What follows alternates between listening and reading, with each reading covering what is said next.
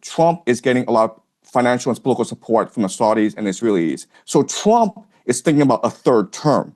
And I think at the ballot box, he probably won't get it. But if there's a war going on and you can delay elections and you have emergency war powers and people rally around the flag, then he probably will get a third term. Where, if you look at the Epstein files, it's clear that we are run by secret societies. It's clear that the world is run by these individuals who have a lot of power. We don't know who they are, but they control the military. They control the national security apparatus. Well, that's a fact. These people, there are different names for these people. That's literally a fact. You can call them Illuminati.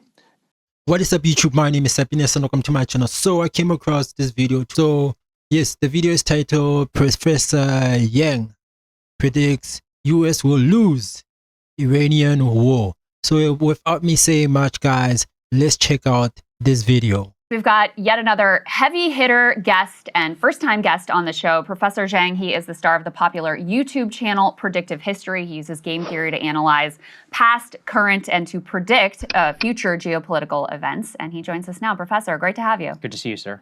Thanks for inviting me. Yeah, of course. So, for people who aren't familiar with your work, I wanted to show folks that back in 2024, you made three big predictions. One, that Trump would win. Two, that he would start a war with Iran. And three, that the US would lose that war. Let's take a listen to that. In this class this semester, I'm making three big predictions, right? First is that Trump will win in November. Second is that the United States will go to war against Iran. And the third big prediction is that the United States will lose this war, which will forever change the global order. So obviously that last one is the only one that has not yet come to fruition. Is quite a stunning prediction. Do you stand by it, and what have you seen so far that leads you to sort of stand firm in that conclusion?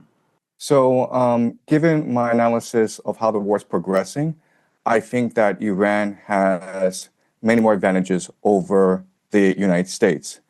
The reality is that right now, it's a war of attrition between the United States and Iran. And the Iranians have been preparing 20 years for this conflict. In their eschatology, in their religion, this is a war against the great Satan. They've had many practice runs. Last June was a 12-day war when the Iranians were able to examine and analyze the strike capacities of both the Israelis and the Americans. And they've had a lot of time, 8 months, to prepare fully for this new attack. They, through their proxies, the Houthis, Hezbollah, Hamas, and the Shia militias, have been able to really grasp the American mentality. And now they have a pretty good strategy of how to weaken and ultimately destroy the American empire. So what the Iranians are doing is they're waging war against the entire global economy. And so they are striking the GCC countries. And not only are they striking GCC countries, American bases, but they're going after the critical energy infrastructure of these bases. They blocked off the Strait of Hormuz. And eventually, they will go after the water desalination plants, which is the lifeblood of these nations because they don't have fresh water supply. In fact, the water desalination plants provides 60% of the GCC's water supply. So if a drone, and these drones cost $50,000, if they wiped out a desalination plant in Riyadh, Saudi Arabia, and it's a city of 10 million people, right? They'd be out of water in 2 weeks. In 2 weeks. And right now, the Iranians have de facto closed off the Strait of Hormuz, and the GCC gets 90% of its food from the Strait of Hormuz. So I know a lot of people are talking about the disruptions to the global economy, but right now, the Iranians are actually threatening the very existence of Saudi Arabia, UAE, Bahrain, Qatar. And why this is important is that the Gulf states are really the linchpin of the American economy. So what they do is they sell petrodollars and then they recycle the petrodollars back into the American economy through the investments in the stock market. And right now, we know that the entire American economy is propped up by AI investments in data centers. And a lot of that comes from the Gulf states. So if the Gulf states are no longer able to sell oil, and they're no longer able to finance AI, this AI bubble in the United States, then this AI bubble will burst, and with it will burst as well as the entire American economy, which is really a financial Ponzi scheme. Right. So that's a dire situation that the Americans are facing right now. Yeah, I mean, to your point, sir, an Amazon data center was literally hit in the UAE. And now, of course, big tech companies, which were looking at the UAE as a major potential data center investment hub with cheap and abundant energy, probably going to be rethinking that. We also wanted to talk to you about munitions. We can put this next one up here on the screen. The United States is racing to accomplish Iran mission before munitions run out. This is specifically around interceptor math. There's a famous video just from yesterday in Israel, which shows a single Iranian ballistic missile, which is being targeted by some 11 different interceptors, all of which miss. Most of those come from the United States, not to mention all of the different bases, the GCC countries that you just talked about, and the asymmetry of the cost. It's $1 million for a missile, tens of millions per interceptor in some of these cases. With these munitions running out, how does that change the global picture? So you're in China, obviously, much of the stocks in Asia of the United States are likely to have to be cannibalized if this were to go on. How's that going to affect the global picture here? Right. So my first point is that the United States military is not designed to fight a 21st century war. Remember, the military-industrial complex came to being after World War II, and it was designed to fight the Cold War. And the Cold War was really about muscle flexing, about who was able to send people up into space, who was to first get the person on the moon, who had the more complex missile systems. And so the entire American military strategy revolves around very sophisticated technology that costs a lot of money to build, and that's what the American air defense system is basically, and that's why we're seeing this asymmetry, as you point out. Okay, before we continue with the video, I just want us to check something quickly. I mean, like, this is a Gulf War. So yeah, guys, now what we need to understand is that this is a Gulf War, okay? So when I'm checking the map at the moment, as you can see, like, they initially, here's Iran, here is Saudi Arabia, and then Israel is here. Israel is this small portion, you see. As you can see, here's Jordan, you see. Here, this is Iraq, this is Syria, okay? So what I never understood, okay, from my understanding, like, from what I can see is that Iran is a bigger country compared to Saudi Arabia, because when we look at this, Iran is a massive country. Well, we can say that, okay, Iran and Saudi Arabia, they are the same size, you see. But initially, the war is against Israel and Iran. And when we look at it, Israel is a very, very, very small country. And Iran is a massive country. So why you as a small country would face against a massive power, and who they'll be assisted by America, to which America, they bring their troops here, you see. So all their military bases is around here, you see. And what did he say? He said also in Bahrain. Here is Bahrain.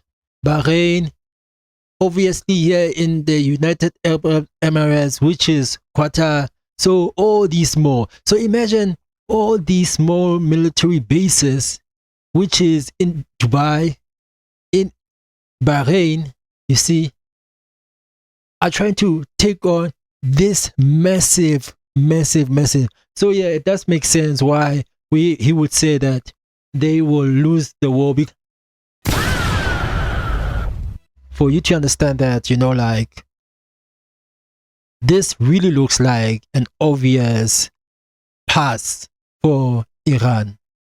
In this war, where you have these $1 million missiles trying to take out these $50,000 drones, and it's not sustainable in the long term. And so what we're seeing is really the puncturing of the aura of invincibility and invisibility that sustained American hegemony for the past 20 years, especially after the collapse of the Soviet Union. And this is really a reordering of not just the global economy, because this signals the collapse of the petrodollar, and with it, the entire US dollar-based reserve currency system, but also the global hegemony of the United States. We're moving towards a multipolar world. Professor, this morning, Secretary of War Pete Hegseth was asked a question about potential ground troops in Iran. He refused to rule out that possibility. And he said, oh, well, we're not going to project to you what we will or will not do, but we don't want to, rule anything out. We will do what it takes. Do you think that America will end up invading Iran from the ground, since it's already becoming relatively clear they won't be able to accomplish the goal of regime change or even regime collapse using just air power alone? Right. So everyone says that the worst calamity that could happen in the United States is if it were to send ground troops into Iran. At the same time, the United States are committed to regime change in Iran. We've never had a precedent in history where you were able to regime change from the air alone. You need ground troops. And so unfortunately, what's going to happen over the next few months is that pressure will build on America to send ground troops, especially from the GCC countries and from Israel, which are being pounded right now by the Iranians. So remember that if the GCC countries, Saudi Arabia, Qatar, UAE, Bahrain, if they go, then the petrodollar goes with them. So the Americans need to protect these countries, and these countries are going to demand that either the Americans bribe the Iranians to cease, and this is like $5 trillion in indemnity, okay? Or send ground troops to wipe out the Iranian threat once and for all. And I know that there's no political will for ground troops to be used against Iran among the American people. But remember that 78% of American people was against initial strikes against Iran in the first place. Right. And one of the things that really comes into question, I think, with all of this, sir, when we're looking at the geopolitical picture and the sacrificing in much of this from the United States on behalf of Israel, is kind of a question as to who and what wanted this. We were actually curious for your view on a disputed report here from the Washington Post. We can put it up here on the screen, F3. A push from the Saudis. Israel helped move Trump to attack Iran. Now, this has been internally disputed by Saudi Arabia, saying that they did not push the Trump administration to attack Iran. However, this is clearly an authorized leak from our own government, trying to at least lay some of the blame on behalf of the GCC. What do you make of this analysis and of this narrative that Saudi Arabia was also trying to be behind this push to bomb Iran? So I've always argued that both Saudi Arabia and Israel are heavily invested in regime change in Iran. Yeah. In fact, Saudi Arabia sees Iran as much more of an existential crisis than Israel. Because remember, Israel still has nuclear weapons, and Israel is a very diverse, very sophisticated economy, whereas Saudi Arabia is completely reliant on oil. And it's always had problems with Iran because Iran is a theocracy opposed to the Saudi monarchy. Iran funds and equips the Houthis, which have been antagonistic towards Saudi Arabia for the longest time.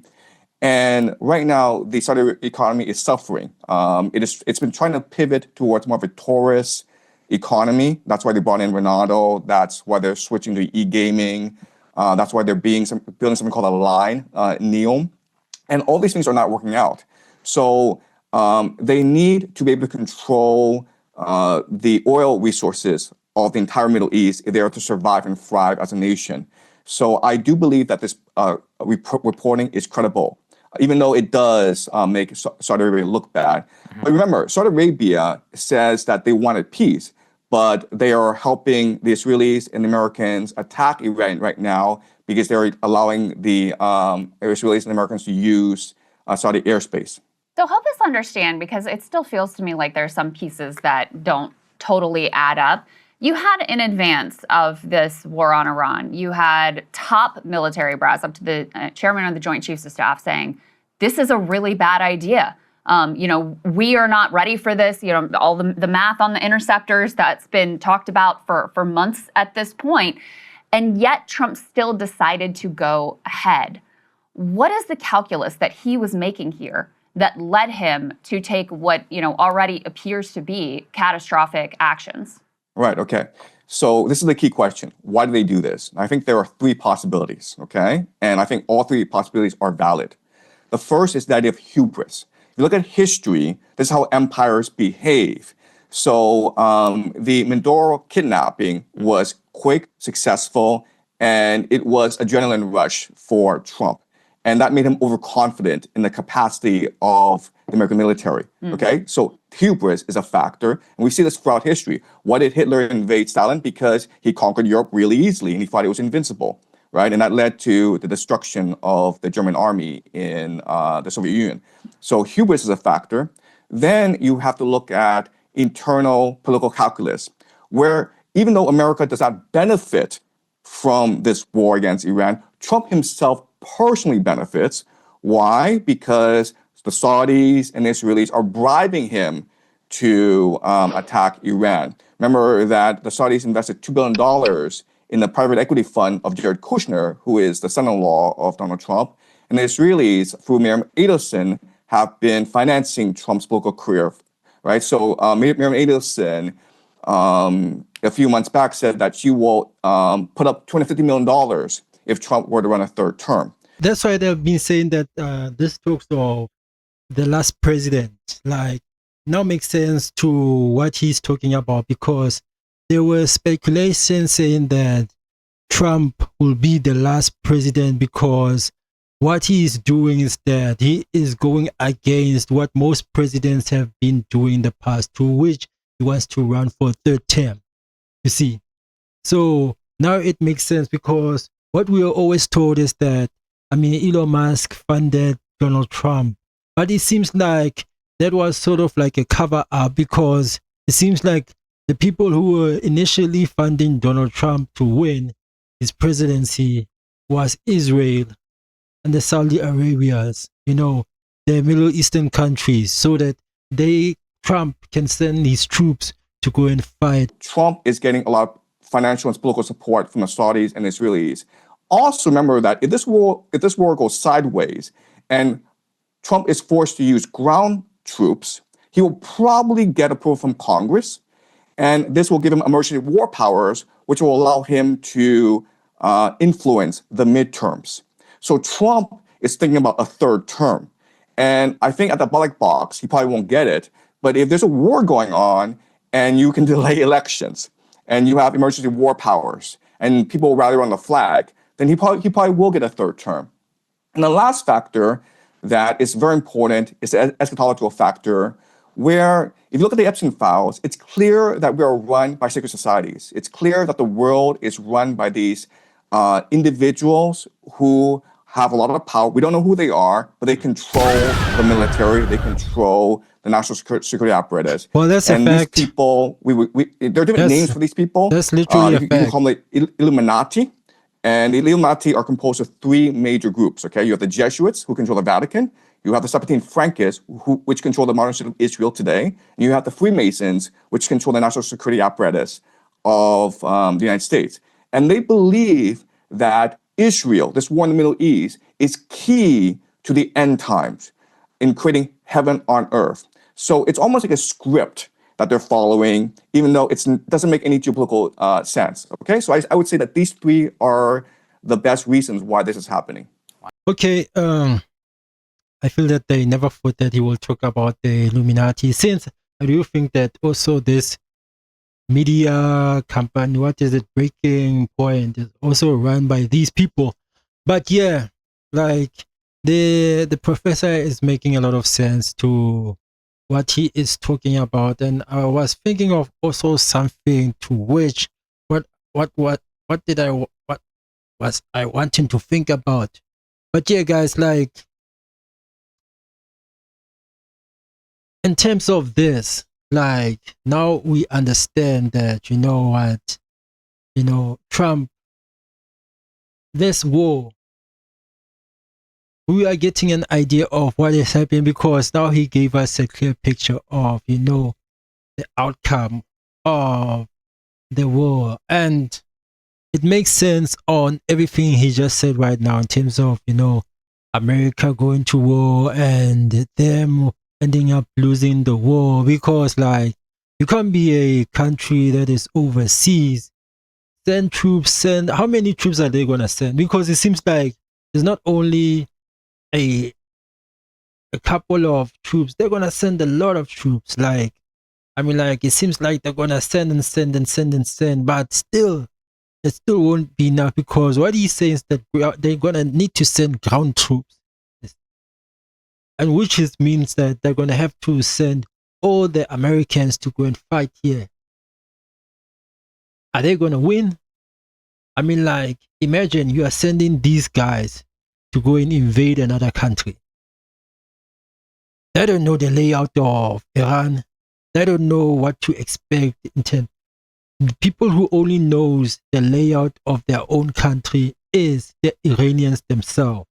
They know where they place the bombs. They know where they place the mine traps. Whatever it is, like, they know the layout. So I can bet for a fact that yes, I do think that Iran is gonna win this war.